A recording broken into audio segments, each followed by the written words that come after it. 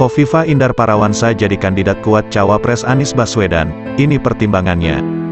Hovifah Indar Parawansa jadi salah satu kandidat kuat pendamping Anies Baswedan sebagai Cawapres 2024. Lalu, apa pertimbangan koalisi yang diperkuat Nasdem, PKS dan Partai Demokrat ini mencalonkan Anies Hovifah? Pemerhati politik Tony Rosyid mengungkap Nasdem dan PKS dari awal ingin memasangkan Anies Hovifah sebagai Capres-Cawapres, tertunda karena Demokrat menawarkan Agus Harimurti Yudhoyono, AHY. Namun setelah AHY sendiri mengumumkan Capres dari Demokrat, besar kemungkinan Anies Hovifah bakal segera dideklarasikan. Setelah Demokrat mendukung, Anies Hovifah siap deklarasi, kata dia melalui pesan elektronik. Tony menganalisa 3 pertimbangan mengapa Koalisi Perubahan mengusung Anies Hovifah. Pertama, pasar Hovifah di Jawa Timur dan kalangan pemilih perempuan sangat kuat. Pertama, Hovifah kuat di Jawa Timur. Mayoritas warga Jawa Timur itu Nahdliyin. Selain gubernur, Hovifah adalah mantan ketua Muslimat NU. Pasar Hovifah di kalangan kaum perempuan Nahdliyin juga sangat kuat, kata Tony dalam pesan elektronik yang diterima akurat.com. Majunya Hovifah sebagai Cawapres, kata dia, besar kemungkinan akan mampu meraih lebih dari 50% suara warga Jawa Timur. Bahkan bisa saja suara dukungannya lebih besar dari suara yang diperoleh saat Pilgub Jatim, mengingat saat ini Hovifah adalah Gubernur Jatim. Sebagai gubernur, prestasi, hasil kerja dan jaringan Hovifah tentu makin besar.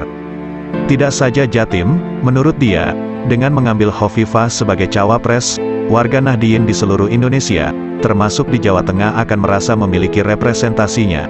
Ini juga sekaligus dapat mengurangi suara bakal calon dari PDIP, khususnya di Jawa Tengah, ulas Tony.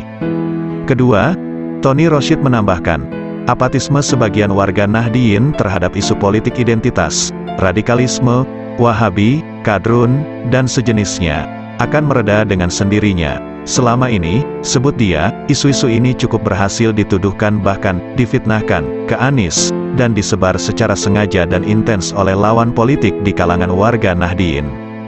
Hadirnya Hovifah, mantan ketua Muslimat NU, akan menghapus semua tuduhan itu. Dari sini akan banyak yang sadar ternyata semua itu adalah permainan isu dan manuver politik. Kaum santri menyebut itu semua adalah fitnah dan kejahatan politik. Akan banyak santri dan akademisi lugu, tidak paham politik, yang akan tersadarkan. Ketiga, kata Tony, Jawa Timur merupakan penduduk terpadat kedua setelah Jawa Barat. Ada 30 juta pemilih di Jawa Timur.